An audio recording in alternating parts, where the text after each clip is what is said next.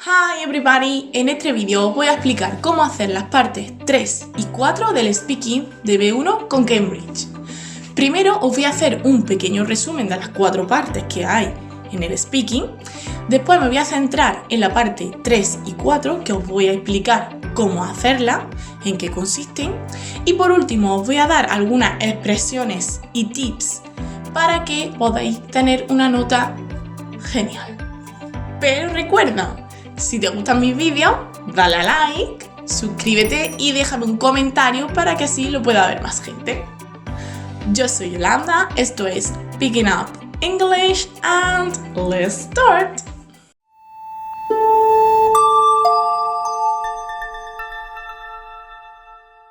Como bien sabéis, la parte del Speaking de B1 consta de 4 partes. La primera parte es una entrevista personal. ¿Qué nos van a preguntar en esta parte? Pues muy fácil. Nos van a preguntar el nombre, nos pueden preguntar dónde vives, nos pueden preguntar cosas que te gustan hacer en tu tiempo libre. En resumen, son preguntas muy fáciles, cortitas, que es para más bien hacer un entrenamiento a las otras partes. También la parte 2 consta de describir una imagen durante 1 minuto, que si queréis ver cómo se hace detalladamente, os dejo el link por aquí para que podáis ver mi vídeo donde lo explico. Bien, ahora nos vamos a centrar en la parte 3. Esta parte la tendréis que hacer con un compañero, porque la parte 2 y la parte 1 la tendréis que hacer solo, aunque vuestro compañero esté al lado. Un consejo que os doy es que si conocéis a alguien que vaya a hacer el examen el mismo día que tú, ensayéis antes juntos, porque así iréis con más confianza al examen. Y aparte, Cambridge te da la posibilidad de elegir a tu compañero. Entonces esto es una ventaja que tenemos. ¿Cuánto dura la parte esta? ¿Cuánto tendremos que hablar? Pues bien, tendréis que hablar los 2 alumnos durante 3 minutos. Y nos pondrán algo parecido a lo siguiente. Nos pondrán una imagen como esta y nos dirán: Now, in this part of the test, you are going to talk about something together for about 2 minutes. I'm going to describe a situation to you. A young man works very hard and has only 1 free day a week. He wants to find an activity to help him relax. Here are some activities that could help him relax. Talk together about the different activities he could do and say which would be most relaxing. Right? Now, talk together. Como veis, en esta parte nos presentan una situación y varias opciones. Tu compañero y tú tendréis que darle la solución a esta situación y al final tendréis que llegar a un acuerdo de cuál es la mejor. Normalmente nos piden cuál es la mejor, pero tendréis que estar atentos porque hay veces que a lo mejor te dice cuál es la peor o tal. Entonces, estad atentos a esta pregunta final porque puede cambiar. Pero en este caso, por ejemplo, nos han preguntado que cuál sería la más relajante, según tu opinión. Una pregunta que me hacen muchos mis alumnos es que si tenemos que comentar todas las opciones que nos dan. Pues bien, no hay una regla que nos digan tienes que comentarlas todas. Yo siempre aconsejo que las comentemos casi todas.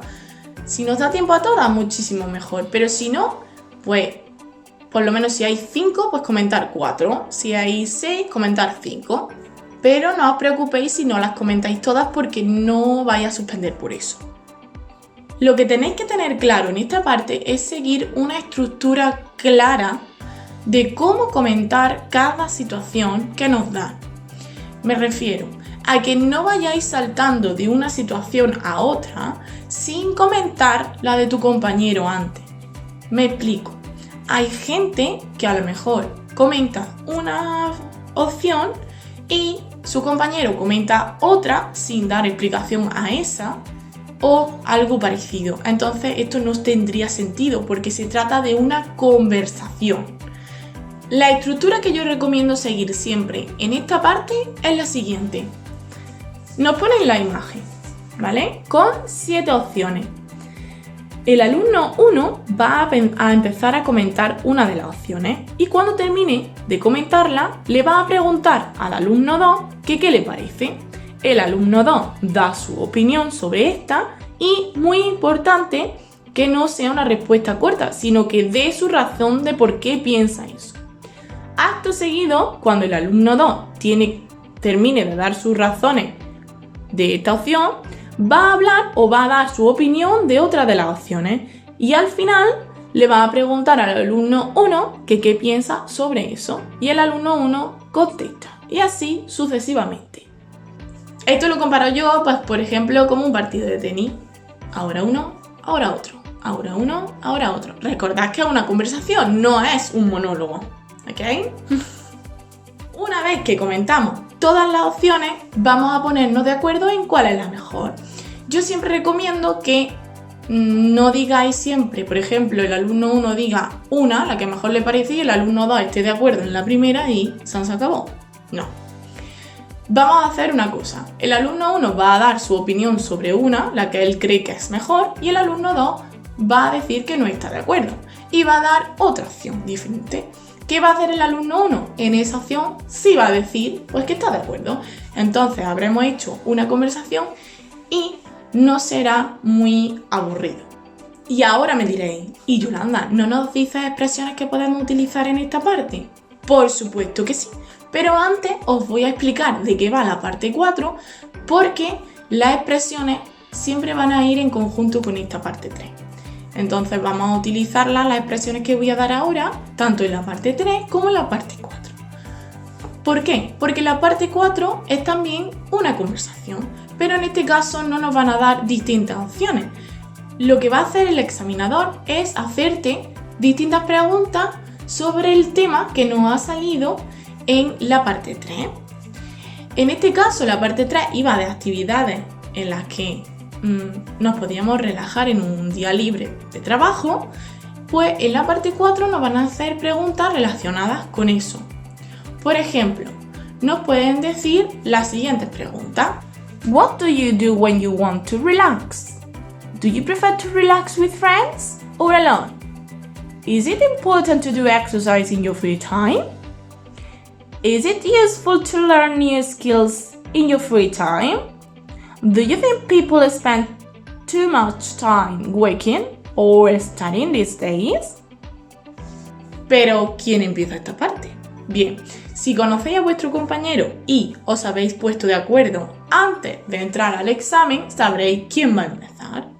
Pero si no, yo os recomiendo que siempre empecéis vosotros. ¿Por qué?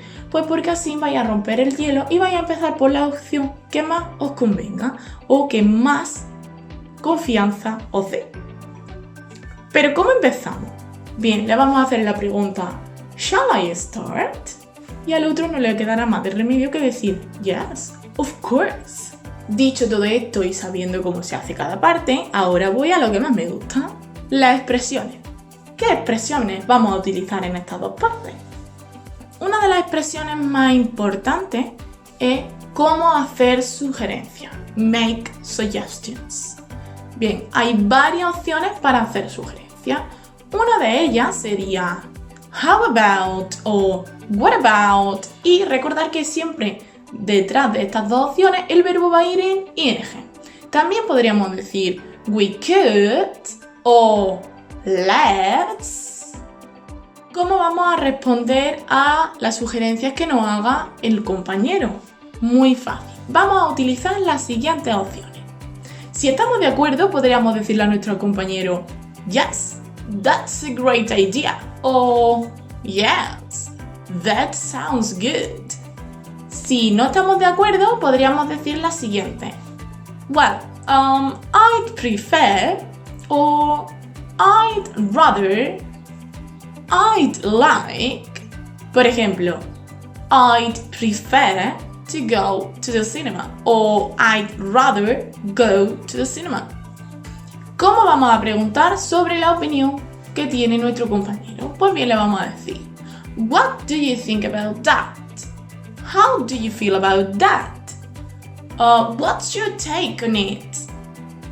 O podríamos decirle directamente Do you agree? Importante, no digáis nunca are you agree, porque muchos de los españoles tendemos a preguntar esto porque en español decimos ¿estás de acuerdo? Y utilizamos el verbo to be, pero en el caso del inglés no.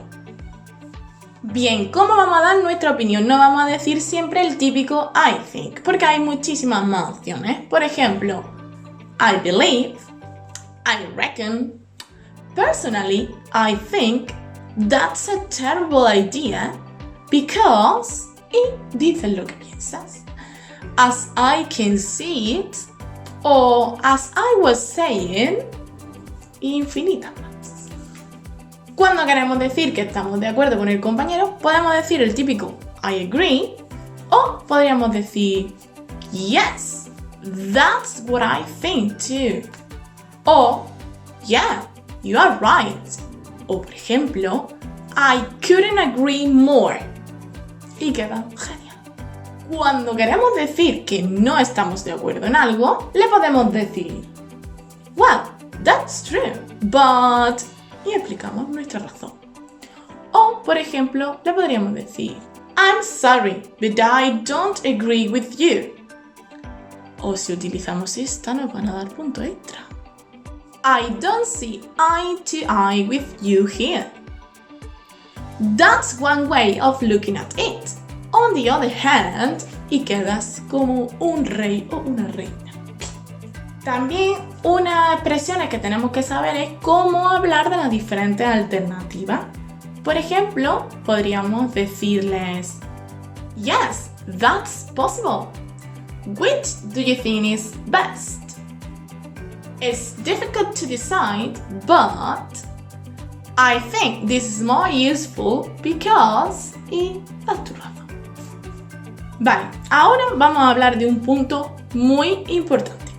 ¿Qué pasa si nuestro compañero no nos deja hablar lo suficiente? No os preocupéis, porque el examinador lo sabrá y en la siguiente parte te hará más preguntas a ti para que tú puedas hablar más. Pero si tú quieres interrumpir a tu compañero, puedes hacerlo de una manera sutil, diciéndole, por ejemplo, sorry for interrupt, but... y le metes tu opinión ahí.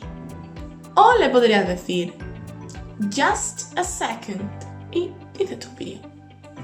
Bien, pues ya hemos terminado de explicar las partes 3 y 4. Espero que te haya gustado mi vídeo, que te sea útil y si tienes alguna duda, no dudes nunca en escribirme en los comentarios y te la resolveré encantada. Bye bye.